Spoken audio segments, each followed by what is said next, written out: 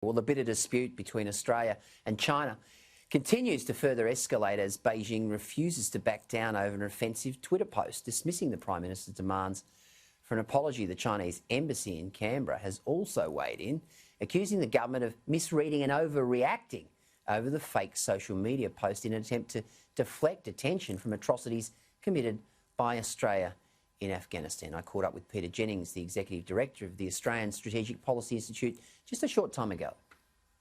I find it quite bizarrely so. We're seeing in China, which purports to be a global leader, the sort of behaviour that we would expect from the North Koreans or maybe the Islamic State.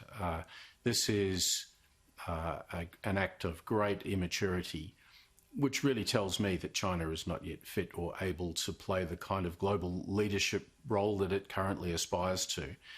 And that's really very concerning. China seems angry with everybody at the moment, Peter. Yes, and I think this is immensely counterproductive, Gleeson, to China's interests more broadly, because if the only way you can engage with China is to be completely subservient to them, or if you do things that displeases China and you are going to be lectured and hectored and insulted, how does Beijing imagine that it's going to be winning hearts and minds out of that exercise? You know, a few years ago, I think there was a strong level of Australian popular support for a close relationship with China. This is just being frittered away by China's own highly ideological aggression. I think it's immensely counterproductive, but I also think, Lisa, that we're stuck with it. I think this is what we're going to have for at least the next half decade or so. So Australia better get used to it, and we're going to have to make our own arrangements accordingly. It started when we were fairly strident in trying to establish the origins of the coronavirus and the resultant pandemic.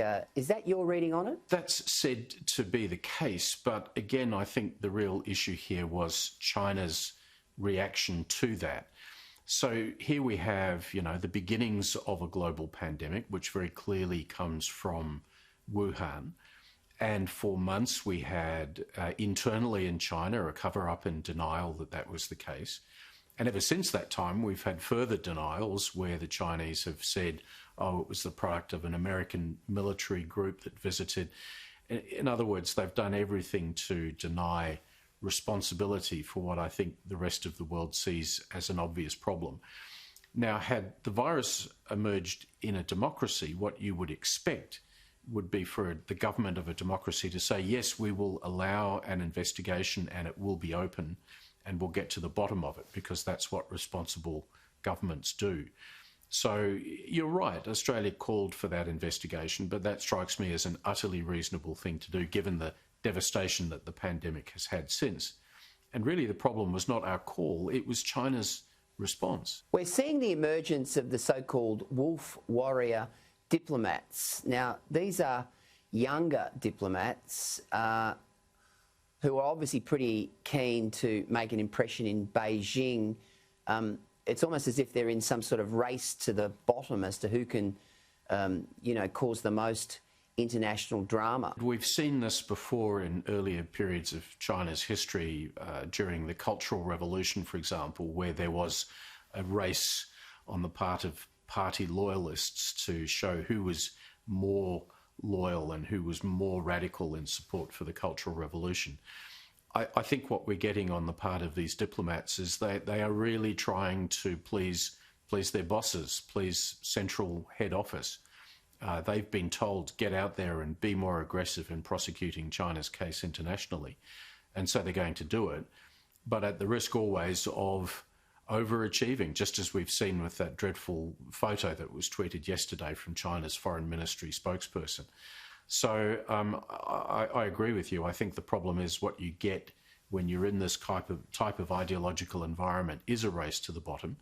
And frankly, goodness knows where it takes us, because I don't think we've seen the end of it. It's ironic too, Peter, that Twitter is being used as the social media forum of choice, and yet Twitter is banned in China. I think what we see here is that China is prepared to use all of the mechanisms that are available in democracies to attack those democracies. So they will use Australia's freedom of the press to attack the freedom of the press.